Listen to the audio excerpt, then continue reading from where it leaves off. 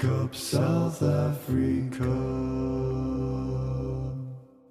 You've been sleeping far too long. Wake up, South Africa. Now come along and sing this song. Wake up, South Africa.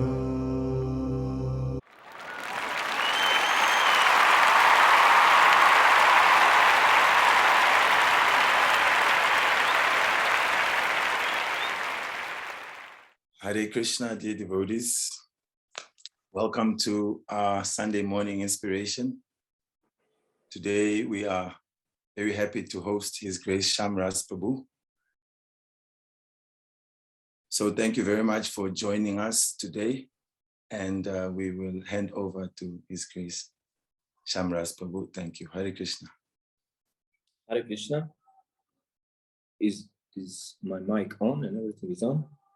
Yes. Yeah. So first of all, I'm in Jagannath Puri. I'm not in Mayapur, so my connection is not the best. It's through mobile, and maybe you can hear singing through the windows. There's some kirtan is going on outside, but I hope that you can hear me nicely and you can see everything nicely. So before I start,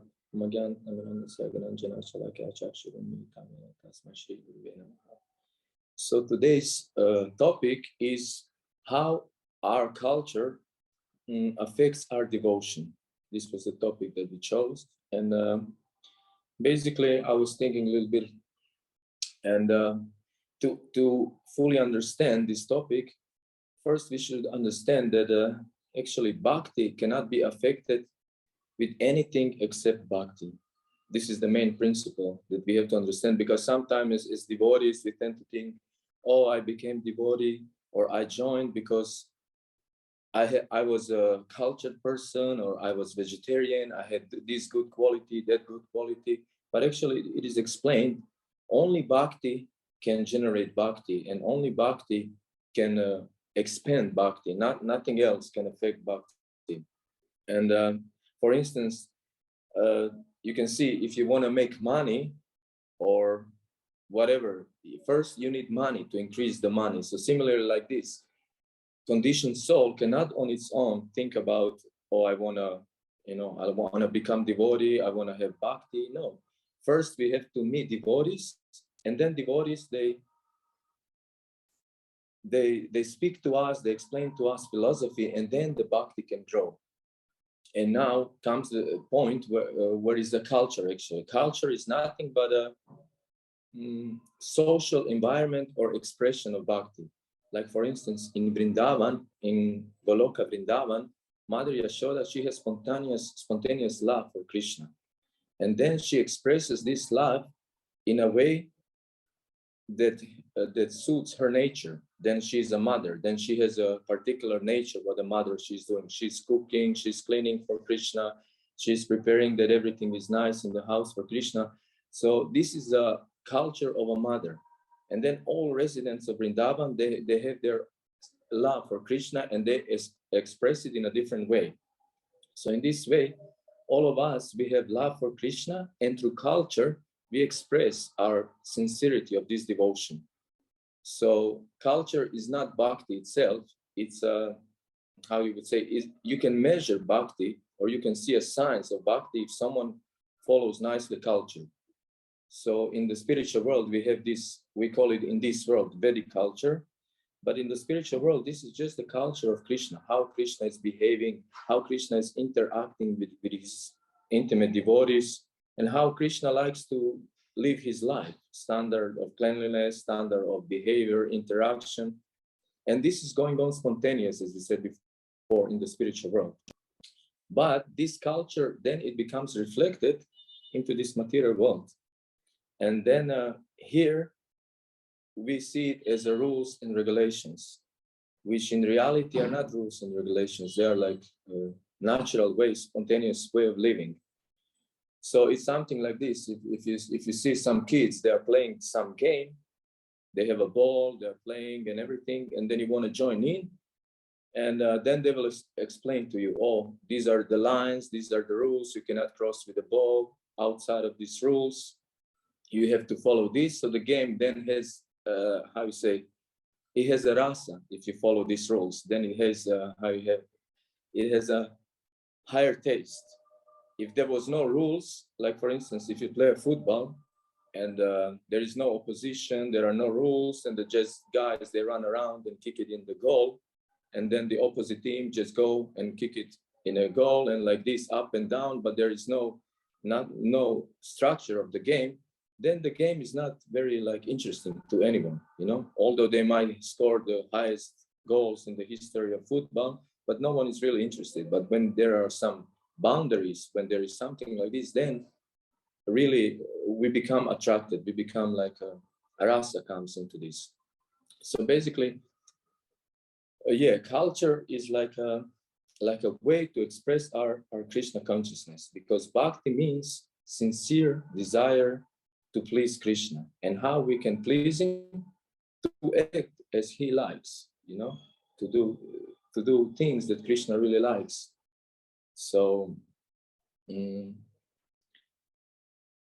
the material world, we can see there are many cultures, and one of them is like Vedic culture or Indian culture. And this, as we said, is like a first reflection from the spiritual world. It becomes this Vedic culture. But all cultures, basically, they have same basic ideas, principles. And if we cannot follow Vedic culture because our surroundings or because situation where we are situated, then we can follow the principles of Vedic culture. They can be applied in any culture, and all the culture, they are based on this. And which are these principles? Lord Chaitanya is explaining in the 3rd verse of Shikshashtakam. Humility, tolerance, respect of others, and not expecting, respect for ourselves. These are the principles that are of all culture in the world. So wherever you apply this, you will be successful. Even, let's say, in the most let's say like French culture or something like this, people would appreciate this. If you work in any occupation or anything like this, your boss, he will appreciate this culture. Even in the worst scenario, like we would see in the material world, if someone is a gang member or something like this, if he applies these principles, he will be also successful.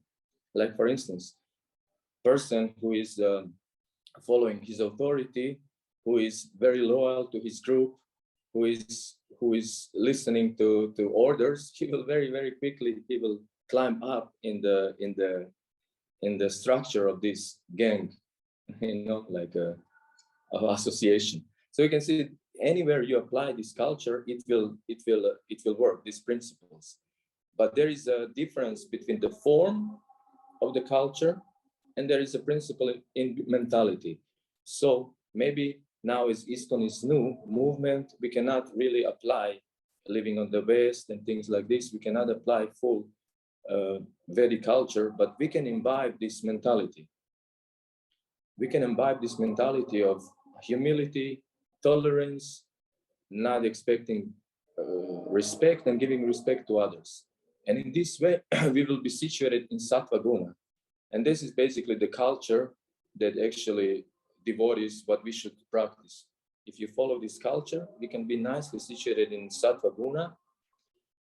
And then spiritual life will become much easier. Spiritual life means pleasing Krishna. And even if if a person, devotee, is not following no culture whatsoever, if he's just chanting and studying Bhagavatam and things like this, he can go back to Godhead. But going back to Godhead, it's like a sail on a boat from going from material world to the spiritual world. So if we follow nice culture, then the waves will not be so huge. And it will be very calm. The waves will be calm, and we can go very easily back to spiritual world. But if we just practice without this, then the life can be more, material life will be more difficult, because we will be situated in lower gunas, you know, like tamas or ignorance, and then it will be more difficult to practice spiritual life. And also, if we try to adopt culture in our life, we will be protected from offenses to other devotees, because then we will know how to behave to senior devotees, to equals, and to devotees who are dependent on us. We will give him nice protection. Otherwise, if we don't follow, we can make easily offenses, and then our devotion, then our path will be blocked.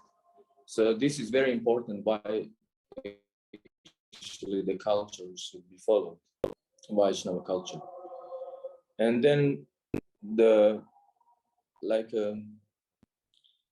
human beings, as a human beings, we have this how you say, obligation to follow culture, because animals outside, they are supposed, what they are supposed to do, they are doing. They are not going outside of their nature. You know, if you see a dog outside and the cat goes by, the dog will bark, he will run after the cat. So he's doing exactly what he's supposed to do. He's not going outside of his boundaries. But in human form of life, we have this situation, we have a freedom, and we can choose what we want to do. So if we don't follow the culture of humans, then we are technically even subhumans. We are lower than animals, but because we are not doing what we are supposed to do. Just by following culture, we can go higher and higher in the material world, like on the higher planetary systems. The situation now where we are living, it will be much better. But if a person doesn't follow human culture, then everything becomes degraded, and then his next life will go down. So this is one of the things that all humans should follow culture. But as a devotees, this is not our purpose. Our purpose as devotees is to please Krishna. And then we see how Krishna is actually, how he likes to be dealt with, how he likes to live. Like for instance, in Nectar of Devotion, it is explained that Krishna is always following Shastra. He is always following Vedas. But in reality, as we explained before, it's not that Krishna is following Vedas, but the Vedas are explaining what is Krishna's lifestyle. And that's why it looks opposite perception that Krishna is following Vedas, but actually Vedas are just writing down how Krishna is dealing. For instance, when Krishna sees Pandavas, how he's dealing with all of them. First, he sees Yudhishthir, he's offering obeisances to him. He sees Bhima, he's offering obeisances to him. He sees Arjuna, and then he's embracing him because they are equals. And then when he sees Nakula and Sahadev, they come to him and they offer obeisances to Krishna. So Krishna is always following this culture, and this is his lifestyle. So if you want to go to the spiritual world, if you want to be a devotee, then we should also adopt culture. But as we said, the main principle now is to accept mentality of culture. And this mentality is humility, because why is humility actually so important?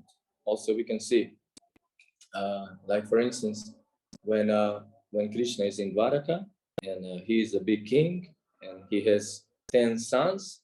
So every time one of the sons sits on Krishna's lap, the other sons, they are praising him so much. You know, they are not thinking, oh, I should sit, I have so many good qualities, I should sit on the lap of Krishna.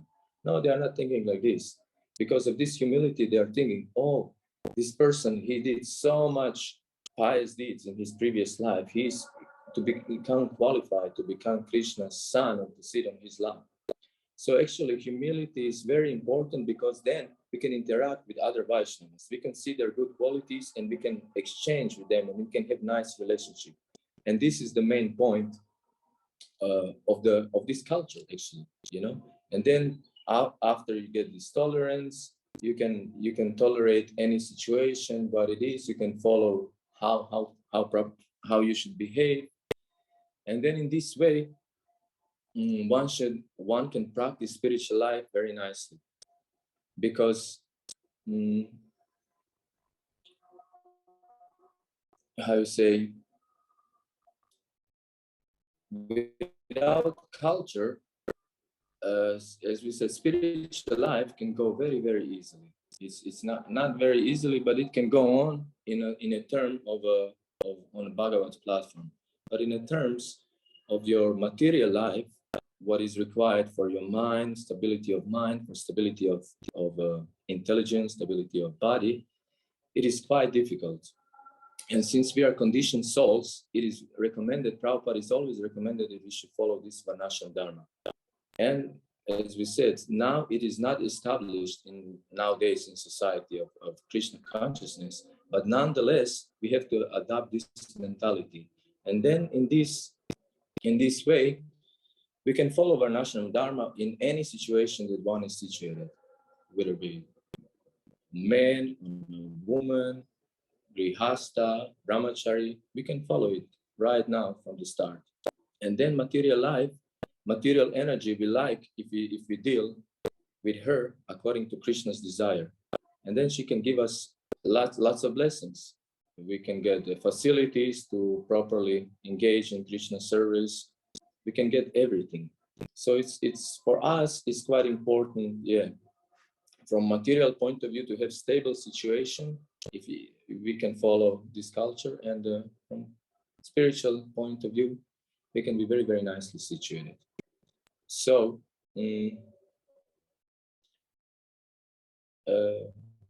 yeah, if there are any questions or something that you can ask, I don't know how long should I talk about this subject, but if there are some questions, if there are some comments, now you can say something.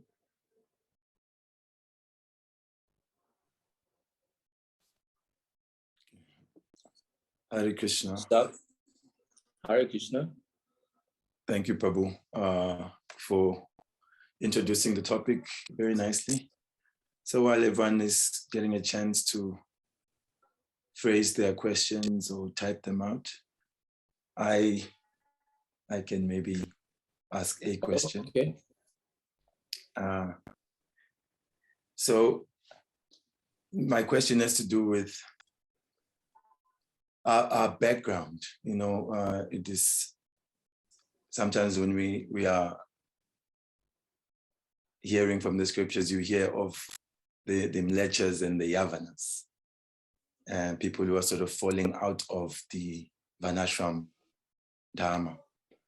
How do you encourage us to understand that we are also eligible to make advancement in devotion, even though you could say we are coming from backgrounds that aren't very, very close to the proper standard, brahminical standard, maybe of Vedic culture? So, like Mlechas and Yavanas, no one has a problem actually to become devotee. More problem is to follow Vedic culture from this background. Because Vedic culture, you have to be situated in Sattva Guna, you have to be situated nicely, materially have good qualities, and from these situations, as Mlechas and Yavanas, we cannot follow Sattva culture in a modern goodness. But if we take up Krishna consciousness, then easily we can develop these qualities.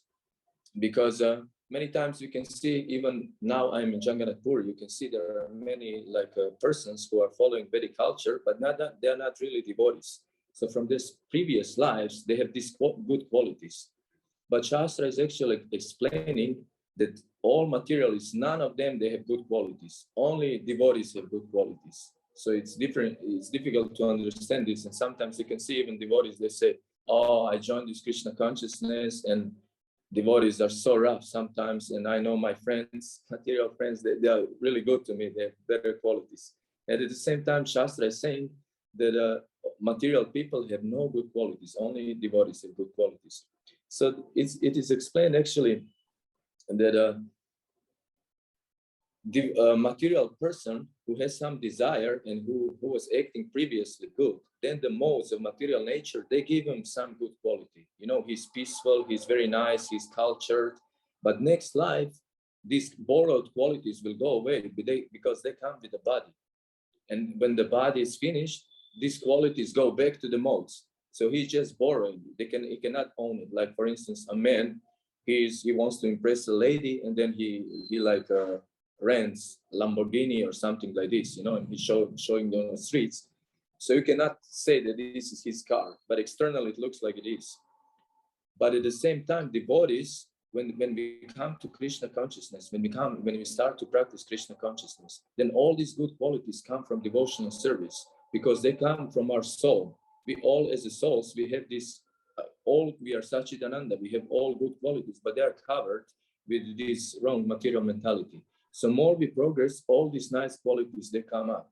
And in this way, we as Mlechas and Yavanas, as we join Krishna consciousness, we become eligible and qualified to follow Vedic culture, because otherwise, how we could follow something like this in a mode of goodness? This is not possible for us. But because this is pure goodness, then from this point of view, we can become established in social environment that is based on Sattva Guna. We can relate to this. And as soon as we stop with our Krishna consciousness, we fall back to the situation that we came from. So it is only mercy of bhakti that we can practice. We can first of all accept Krishna consciousness, and then we can be situated in a nice culture where like body, mind, and everything will be very, very nicely situated. The best material facilities that we can get, by following this culture. I don't know if this answers your question, or is it okay? Yes, it does, Prabhu. It just brings to mind also the phenomena that we observe, that we come into Krishna consciousness, and somehow or the other, the community of the devotees really like uplifts one into this culture of goodness. But you see, once one becomes removed from the association of devotees, how, very quickly you just go back to, your original situation, how to protect ourselves from this. Yes, so this is the point that culture is giving, because mostly we as devotees, we go because of two things. One is Prabhupada is saying because of material desires, and second one is offenses to devotees. And material desires, they are not so like a big thing, it will go very fast, and devotees will return very quickly because there's no enjoyment outside. But the offenses are more, I would say, dangerous. And culture, by following culture protects us from both of these problems. Because by following nice culture, as devotees, all material desires are fulfilled. We have better quality food, better quality living, like cleanliness, everything is in better situated. So all these desires that are actually we want to fulfill in tamaguna or something, after some time, we see, oh, this is so much better lifestyle, relationship with people, like where we are living, the house and everything like this. So in this way, I can see my material desires became, like satisfied in this way, just by becoming devotee, because they become upgraded. Even this, I wanted something lower, but then they became, fulfilled on a higher level. And then in this way, culture protected me from going back to this situation. And the second thing, which is more important, is these offenses. If you know how to deal, if you know how to recognize who is more senior, if you know how to recognize who is like younger than us, and then we should not misuse him, then rather we should give him his mercy. This is what culture is giving, because uncultured people usually, any situation they have, they will misuse people who are dependent on them. But as devotees, we start to imbibe this culture of devotional culture. Then okay, Krishna sent somehow this person, and I have responsibility to take care of him, to give him mercy, and some other devotees who are senior to us, we can understand what are the symptoms of, although they can join even after us, but we can understand, we can read symptoms of their seniority, and then we will not do offenses. I can see in my life, this helped me like this, how to deal, to senior devotees, how to deal to equals, how to deal. And in this way, yeah, culture can protect us from fall down, because it's actually made like this. Bhakti, you know, you just practice spiritual life and you go very fast. But without the culture, there is always a problem that it can stop our Krishna consciousness. It cannot increase it by following culture. It cannot increase because only is this sincere desire. I want to please the Krishna, that we can progress. But then how you express it? You express it through culture. Like Prabhupada is always saying this, you know, a boy, he's saying to a girl, I love you, I love you, I love you. And then few times the girl, she is very satisfied, you know, but after sometimes, you know, you have to show me, you know, that you love me. So in this way, this devotion, this sincere desire that we want to please Krishna, after when we become mature, we have to engage our senses. We have to show it somehow. So this is how we show. We show by following our culture, specifically Varnashram Dharma. We follow like this, our duties, and this is how Krishna becomes pleased. But this is not devotional service in itself, Varnashram Dharma or something like this. Attitude that we have while we performing service, this is bhakti. This is how we progress. Yeah.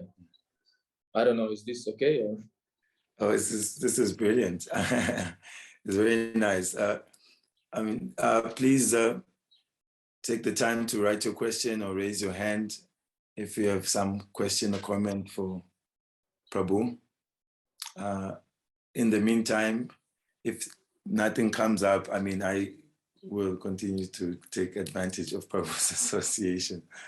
And I would say, just want to your comment on this, that generally we cannot really assess the spiritual development of someone or advancement of someone very, very accurately. But I find that as devotees, other devotees and people in general can assess us based on our culturedness or lack of culture.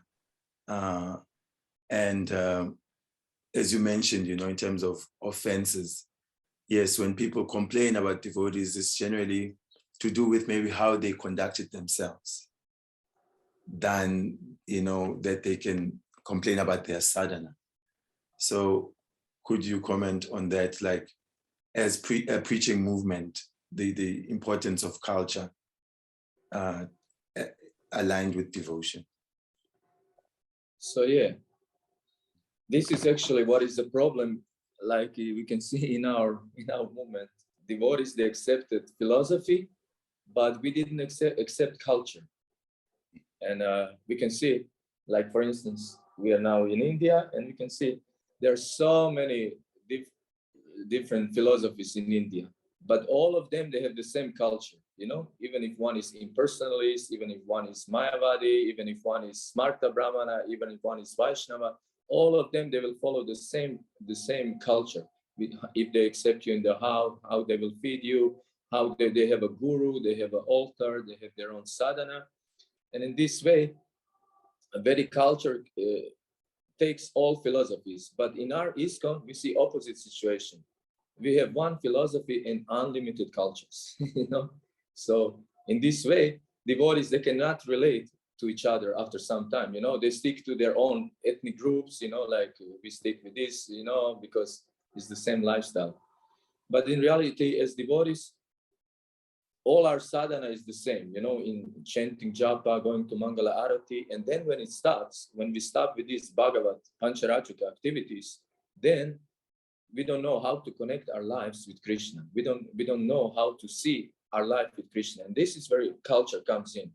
How to see this indirect, my job, my family, how to see all this connected with Krishna. And then all our 24 hours is Krishna consciousness. But if we skip out culture, then we have half life, even if nowadays it's not even half, like 30-40% of our life is Krishna conscious. And then outside, devotees say it's a real life, it's reality. You know, you have to deal with a boss, you have to deal with a job, you have to deal with the traffic, you know, and all this stuff. So this is where the culture comes out, and this is how one can see actually that everything is connected with Krishna. But on this, that's why you have to be on raise your consciousness with sadhana, and then you have to be willing to accept this culture, you know. in our lives, and then it's more secure situation like this. Yeah, I don't. Can you repeat just what was your exact question? What? Yeah, the last part was that people will judge us or based on how we've behaved, and more than understanding what is our sadhana, they look at the culture and how does that. So this very important, but at the same time we have to be very careful because sometimes you see we can measure a symptom of devotion by culture, like also is explained by knowledge and renunciation. You can see how someone is very advanced, but at the same time it's explained knowledge and renunciation, they are not bhakti themselves. So culture is not part of bhakti. Sometimes you can see that someone who is cultured, oh, he is much more advanced, but in reality it doesn't have to. Let's say for example, if you meet a person on the street and he's vegetarian, he's not automatically a devotee. But if you meet a devotee, he's automatically vegetarian. So in this way, some people, they can exhibit these good qualities and culture and like this, but they're not devotional. This is from the previous lives. So we have to be closer to see really, to not make offenses, to some devotees. So maybe they don't have, like, I know some devotees, they're very dedicated, very surrender to Prabhupada, surrender to Krishna, but somehow they're lacking culture. But anyways, they are very, very sincere in their efforts, and they are going very, very fast to Krishna. So externally, people, they will not be really people. We should influence by, it's a culture a revolution. Prabhupada was saying. we can impress the world by our culture, but this culture means to engage them in Krishna consciousness. Culture means experience, like if you engage your senses in some particular way, you will get experience from it. So culture means how we engage our senses in service of Krishna, and from this we get experience, so this is the highest experience that we can get by following Vedic culture. And in this way, like for instance, my Guru Maharaj, we have this Polish tour, and this is the whole process of there is to give people a chance to come in contact with Vedic culture, with devotional culture, with devotional culture. So devotees, they take prasadam, they associate with devotees, they see the drama, they see all this, and then in their heart, they're taking this experience. This is actually what is the essence of culture. When you do something, you get this experience. So this is what they are taking home. And this is how we can actually show to people, spread our culture all over the world, to share our experiences, devotional experience. If you give to people, then they will, oh, this culture is much better. Otherwise, just to see the form externally, okay, it's something nice, it may be exotic or something, but no one will take it, You see so many cultures around the world, they're exotic, they're fast, you look a little bit and then your mind just switches. But if you can give them experience of the culture, then their mind can be locked, and then they can, try to get it more, find out more.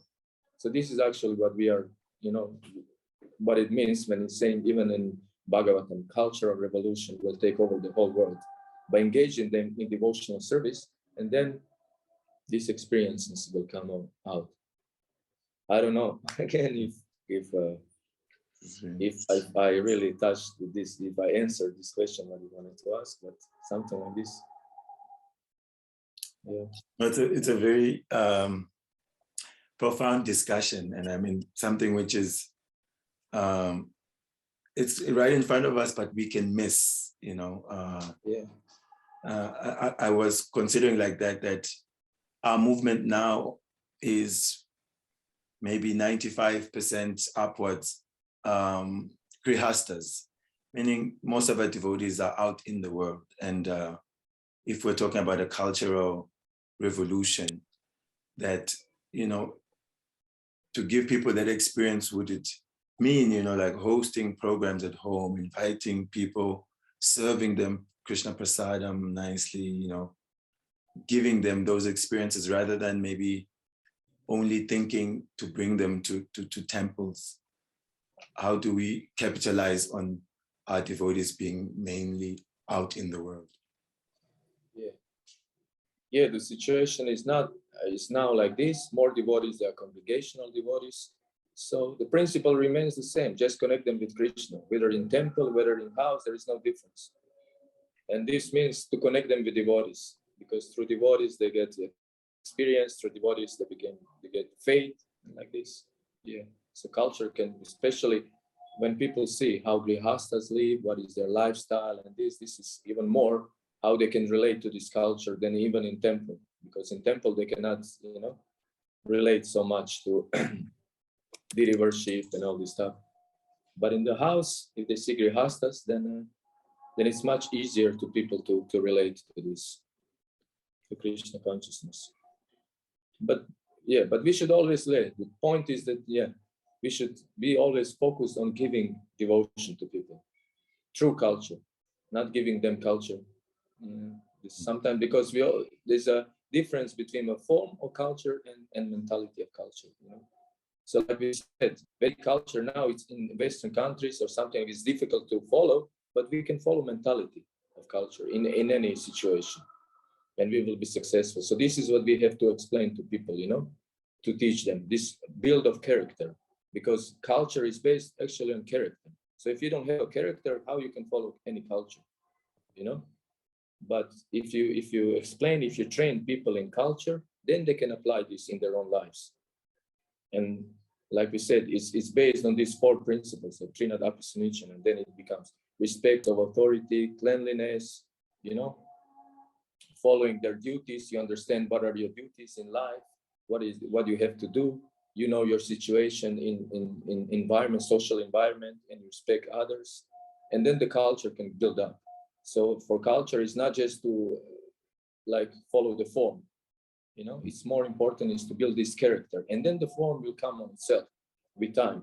Because our conditional bodies, for me, for myself, I come from a background that didn't follow no culture, nothing like this. So it's very difficult to immediately, follow Vedic culture. But from first day, I could accept, that bhakti. I could accept this, and I could accept, I should become nice person. I should, and then the character builds up, and then with time there is a lag between this, because our habit, our body is just by habit going in this wrong direction. So it has to be some time until we can pick it up. And I can see in our movement, this second, third generation, they're coming, they're born in our movement, and culture will come on its own, just by this. These devotees who are born, they're raised up in Krishna consciousness, they are trained in Krishna consciousness, and it will come up. And there will be always, even in the future, first generation like myself, but then for them, it will be much easier to start to follow, because it will be, culture will be already established. Prabhupada said third, fourth generation, then it will be very nice, So they grew up, boys, with wearing dhotis, chadars from the childhood, they just grew up with this. You can see when they're wearing it, for them it's so natural. So all this prasadam, serving, everything is very natural. So then it just takes time. We are a very young movement, and even you can see the same principle in our lives. It takes time to adapt to culture, but this character, this can be accepted from the very beginning. There's no problem, If one explains nicely why is humility, why it's so important, why is tolerance important, why is all this, that person can accept this.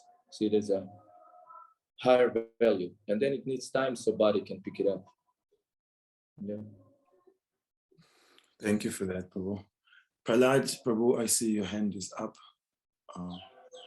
Let's try to unmute you. Just 1 second, I can close.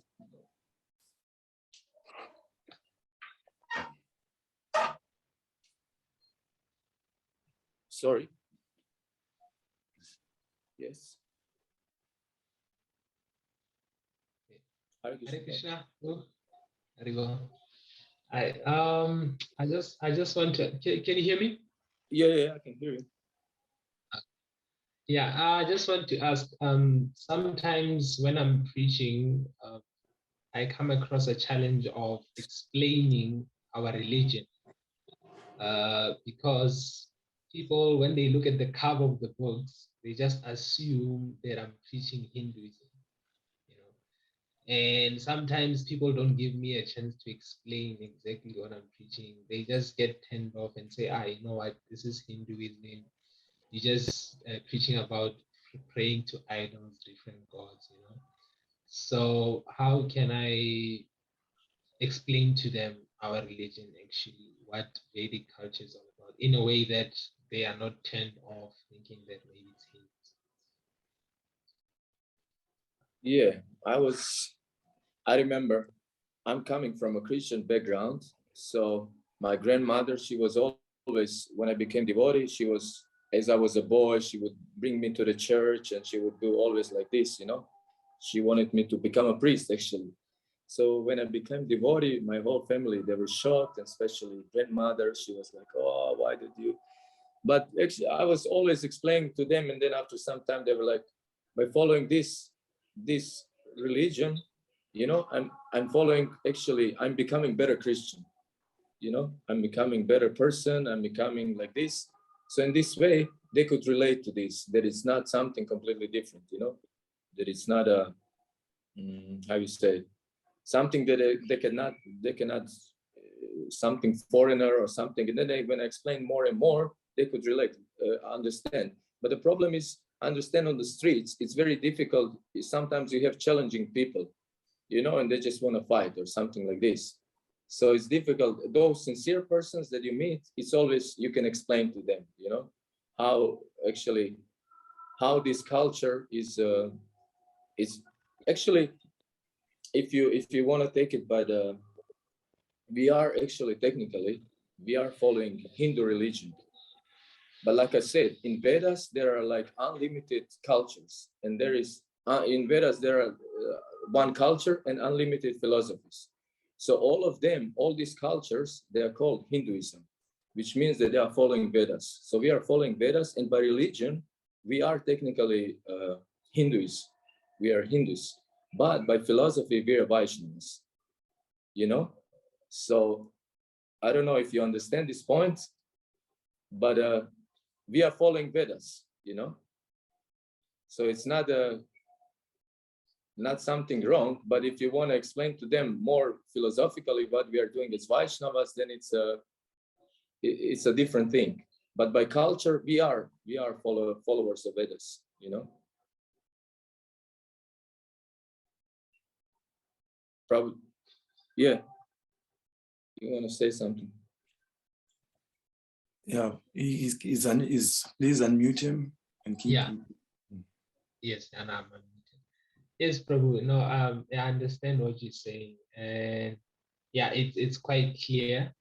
I'll just study more and pray to the Lord to guide me on how to explain Vedic culture in a way that they might understand. And then So what your question was, how to explain to them Vedic culture when you do books? Yes. I didn't. In a way that they don't just say that it's only Hinduism. I understood that technically we are following Hinduism, but some people, they just need more clarity. Yeah. And so, but you have answered my question. And can I just ask one more, please? Yeah. Yeah. Sometimes I also preach to Christians, you know. So they ask me, okay, how is this knowledge connected to the Bible? You know, I try and explain different ways, but you know, Christians sometimes they're quite tough to convince. Yeah. So like, how can I explain to them the connection between Vedic culture and Christianity? How can I easily do that, like, for them to understand? So basically, we are worshiping one God. This is the common thing between Christianity and Vaishnavism. We are both worshiping one God, because they cannot relate maybe to other aspects on like Radha, Krishna, and all these things, but they can relate that it's a monotheistic religion. Yeah, monotheistic religion. because other religion, what they were against, and they were like demigod worship. They destroyed all the demigod worship, because in those days, people, they were not really like, how you say, mature enough. So they were misusing demigod worship, and that's why they completely stopped and say anything else. It's like devil, it's like sin, it's like, you know. So they are thinking, they don't know what is India. They are thinking they are worshiping many gods and many demigods, and everything is mixed, which is in reality actually truth. Many devotees who joined in India, they were telling me before they became devotees, they didn't understood nothing. Everything was mixed. Who is Shiva? Who is Brahma? What is Ganga? Everything for them was like a khichdi, you know. And only when they start to read Prabhupada's books, they could understand that Vishnu is a supreme personality of Godhead. So from this point of view, Christians, they, you know, it's true that without proper sampradaya, you are lost in Vedas. Vedas is such a huge knowledge, and they are just like fulfilling desires. And people who don't have real sampradaya, they don't know what's going on. They are speculating, you know. But our religion is very close to what was Jesus actually teaching, because we believe in one God. So this is the common point that you can stress, you know, that you can make some connection, and then you can see how much they are ready to give them more. If not, you just, you know, okay, you just encourage them to practice their own religion. If they are ready to get more knowledge, you can explain, but otherwise you just encourage them. We are on the same path, we are on the same road going back to God, we are believing in the same God, and this, you know, it depends from person to person, like this. No, thank you so much, Prabhu. Hare Krishna. Hare Krishna. Hare. So thank you, devotees.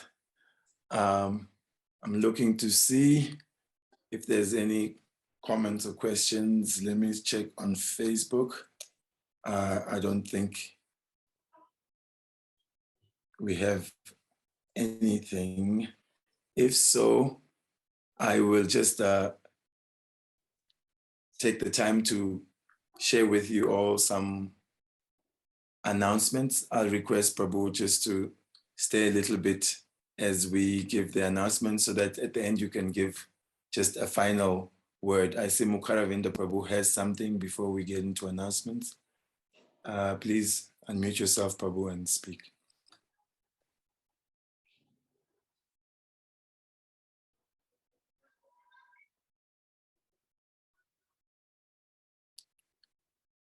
And can you hear me?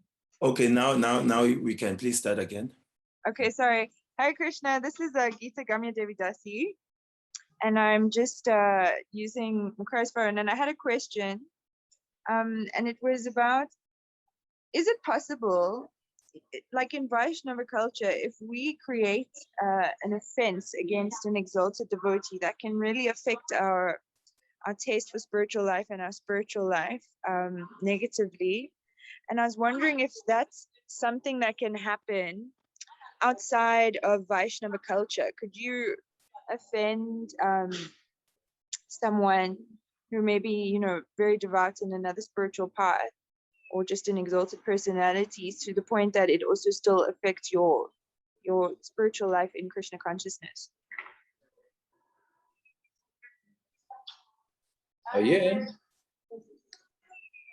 Yeah, that's why we are vegetarians, actually, because by being vegetarians, we are developing mercy. Otherwise, we are making offenses to so many other living entities. And then it's very difficult to create like a relationship with Krishna. So we are becoming devotees, and we are like seeing everyone on the platform of soul. And we are very like, we don't want to offend no one. We want to give them Krishna consciousness in this light, you know. So we have to be careful not to offend anyone. So we should avoid people who are really offenders, who cannot appreciate devotees. We just avoid them, just so that we don't give them more like opportunities so they can make more offenses. So, but otherwise we are careful for devotees and non-devotees and for everyone according to the position they are in. because Krishna has relationship with all living entities, not just with devotees. But with devotees they are woken up with this relationship with Krishna. But otherwise, all these living entities, they are not devotees. Krishna knows everyone who is who, and he knows the relationship, but these living entities they don't know. So we have to be very careful not to offend anyone. And the best mentality for this is to give them Krishna consciousness. Then we cannot offend them. I don't know, is it okay, Mataji? Yes, thank you. Thank you so much. Hare Krishna. Hare Krishna. Thank you very much for taking part today's Sunday morning inspiration. Syama Rasa Prabhu, if you have any final words, any thoughts to share with us before we... All the boys, they're saying hi, Vishnu, Jan, Jiva, everyone is here and they're saying hi and they want to see you in Mayapur. We are now in Puri and we are going in Mayapur in a few days. Oh Are no, tell them uncle is stuck here. Can we see them? Okay. They're taking prasadam, but we want to see you. We didn't see you for a long time. I didn't saw them also for 2 years. I didn't saw you. So hopefully we can meet somewhere soon. I don't know. We definitely have to. We have to.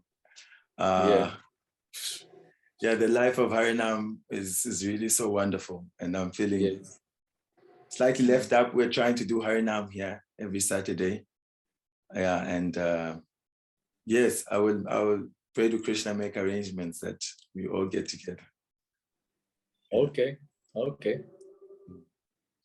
I wish you all the best in your preaching and your channel and everything and all the services that you are doing in South Africa, and wishing you lots of success and I hope to see you again soon.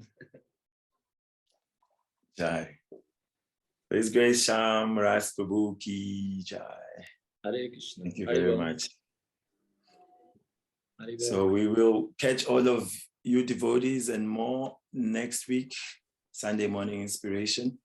If you have any Lakshmi that you'd like to channel into some Krishna consciousness, take advantage of this bank account detail for the service of Vusa. Thank you very much. Hare Krishna.